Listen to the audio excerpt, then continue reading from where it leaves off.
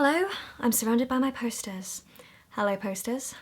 One of my most frequent requests is to do a wall tour, go through all of my posters, and today I'm finally gonna do it.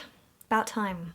Before I go through everything that's behind me and around my room, I just want to quickly talk about the posters I've done in the past, because every time I move house, move place, my posters change.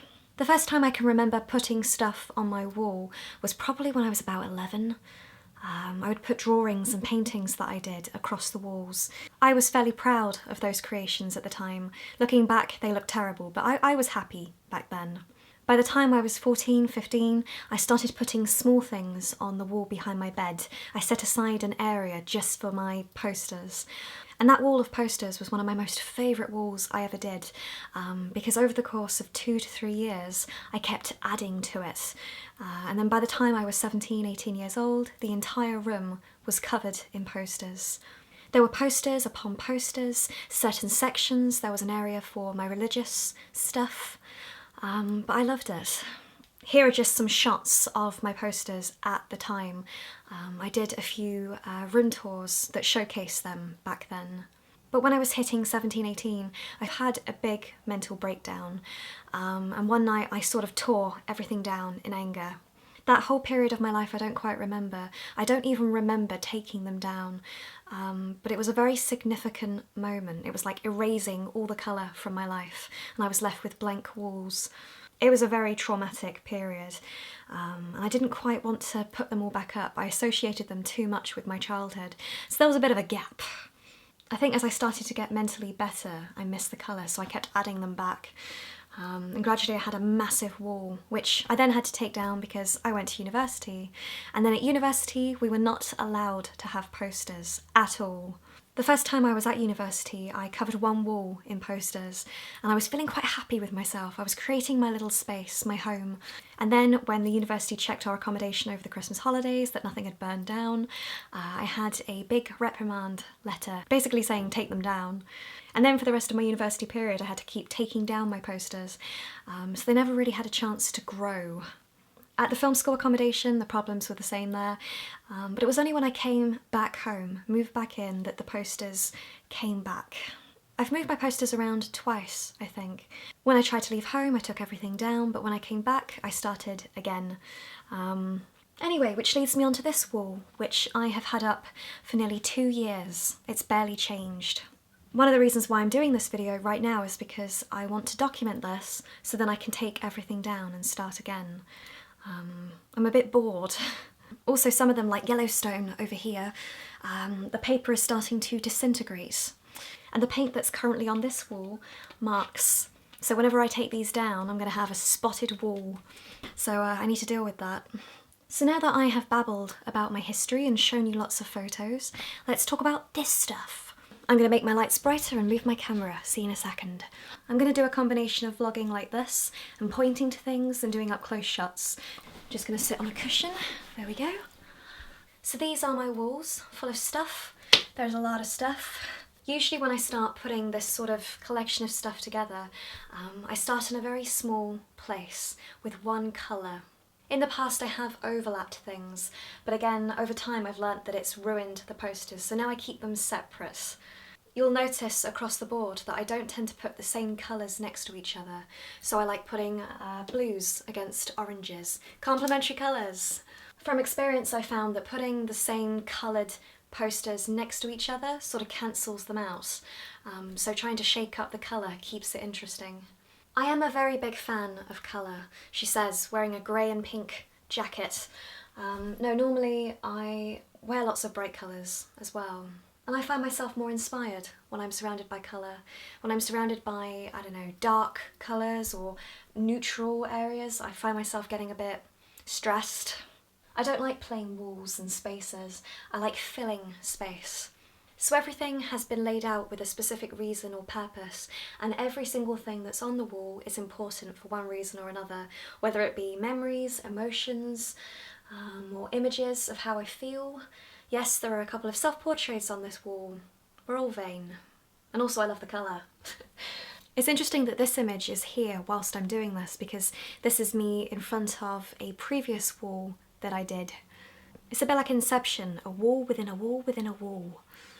Lots and lots of these images have come from National Geographics, and I owe that to my art teachers at secondary school. They gave me a whole bundle of them to take home, and I tore them to shreds, respectfully of course. I cut them up nice and neat, and then that's where a lot of my inspirations come from. In the last few years, not so much, because everything seems to be on Tumblr, so you just print things off Tumblr, but before the internet sort of dominated where my inspiration came from, that was definitely National Geographic. That's another reason why lots of these are quite rectangular, because I haven't cut them. These are from National Geographics, those are from National Geographics. I have a large collection of photographs and images. Anything that inspires me or captures my attention, I keep. This collection is forever growing. I have too many photographs for the amount of wall space I have. I do have a fascination with sunsets and weather, especially lightning. These two here I've had on my walls for about 10 years. I love space and galaxies, nebulas, things like that. You'll notice that there's practically no photos of friends or family. That's intentional. For a couple of reasons. One, because in the past my walls have always been my backdrops or in the background of my videos, and not all my family like being on YouTube, and I respect that. Yes, YouTube sort of influences what I put on my wall. And that goes for friends as well. Lots of the friends I've had over the years haven't liked being in the background of videos. But also, and as strange as this sounds, I want this to be a safe space. No one comes into my room but me and my cats. Friends are great and all, but I do feel I need a space where no one else is here, so even if they're on the walls, I feel like it's an invasion of privacy, as silly as that sounds. So not having anybody looking at me that I know makes me feel calmer. That's just how my brain works. And there are some photos of my cats, but not many. My cats are constantly on my bed, so I don't need photos of them in my room. They're already here. Some of these are paintings that I've done and was proud of at the time I painted them. That painting there is actually the same height as me. Yeah, I know, can't believe that. This is me painting that painting, and that was actually 6 years ago. I do have a few images of celebrities on my walls, but not that many. I don't really like celebrities. I don't like admiring or idolising celebrities. If there is a celebrity on my wall, there's a reason for it, whether it be for colour or for style. I love the composition of photography. I did study photography at A level. I still love photography.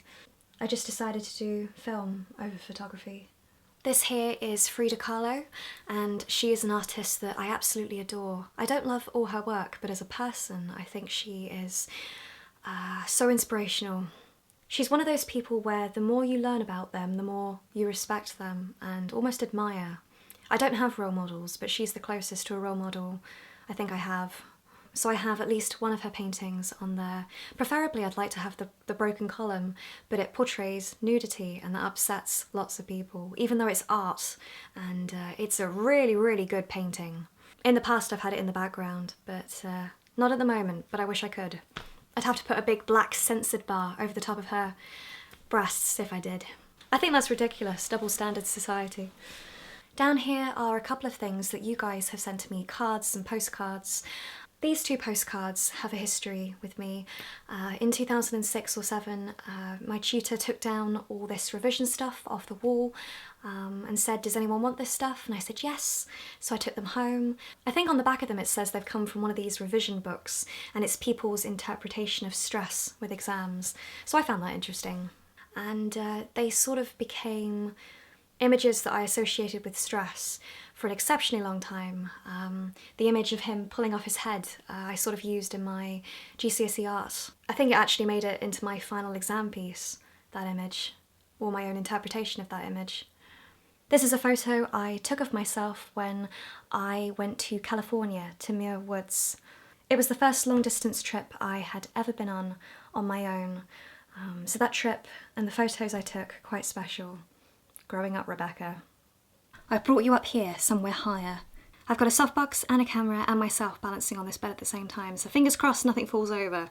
This section here is somewhere that not many people get to see because it's too high up when I video down there. So if I was sitting right now, I'd be sitting here.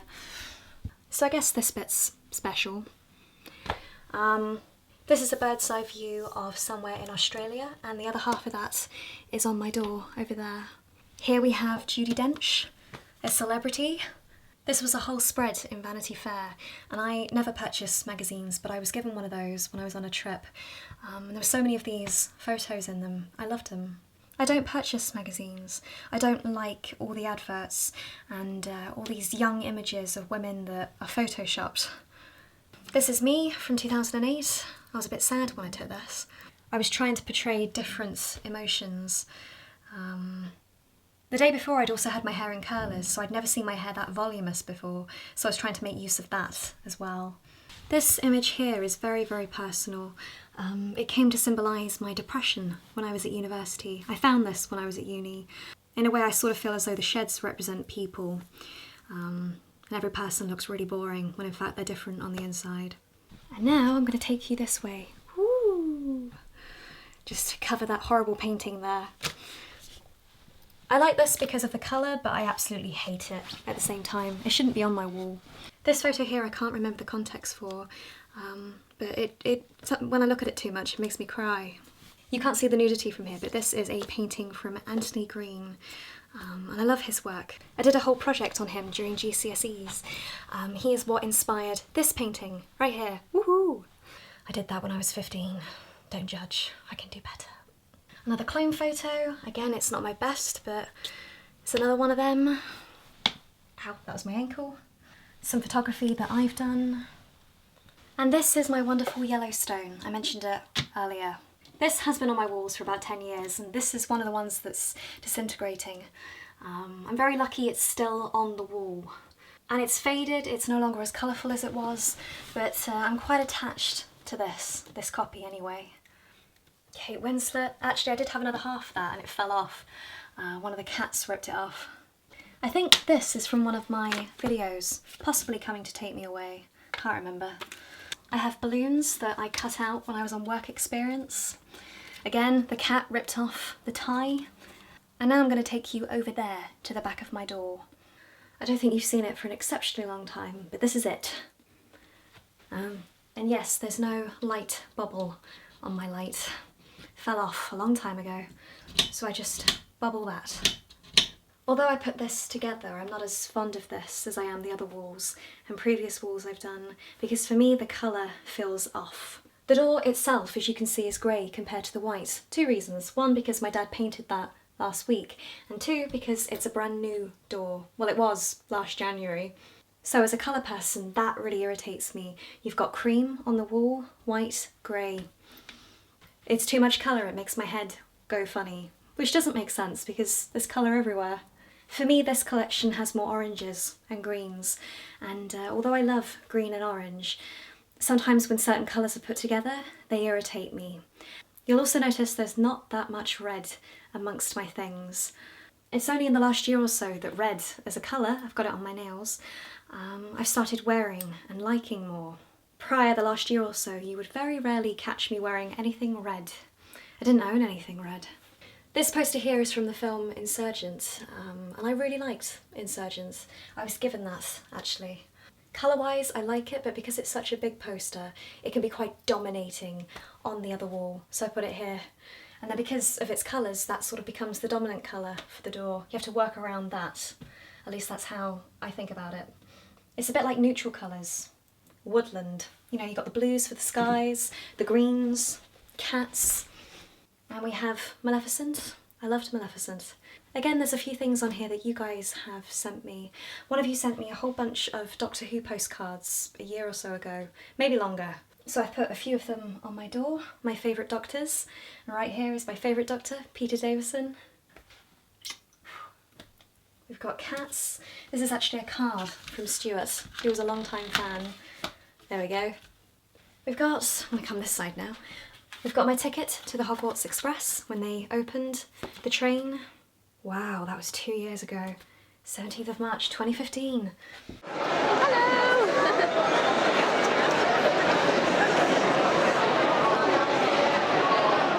It's a bit dark down here, I hope you can see. There we have Tom Baker, and the other side of Australia we have Matt Smith, and just a few other random bits. Not too proud of this section, don't look. back where it all began, in the vlogging spot. And I did this in chronological order. It's almost like a documentary about the walls of my room. Obviously I couldn't go through everything, but I hope it's been enough. Now that you've seen some of this up close, you might recognise it in previous videos, going all the way back to the start of the channel. Things like this have been on my walls for about 9 years. I know lots of people consider doing this sort of thing as childish or just for teenagers in their bedrooms, but I don't think like that. I'd like to think that my collection will grow as I grow. It doesn't matter where I go, posters will follow me somehow. So I think that's about everything. Right, I'm now gonna go and I will see you in the next one. And I hope you've enjoyed that. And I'm just looking, yeah, you can see the room behind me. Just think of all the blue tack I've used to do this, you know, so I will see you later. Hi, woo!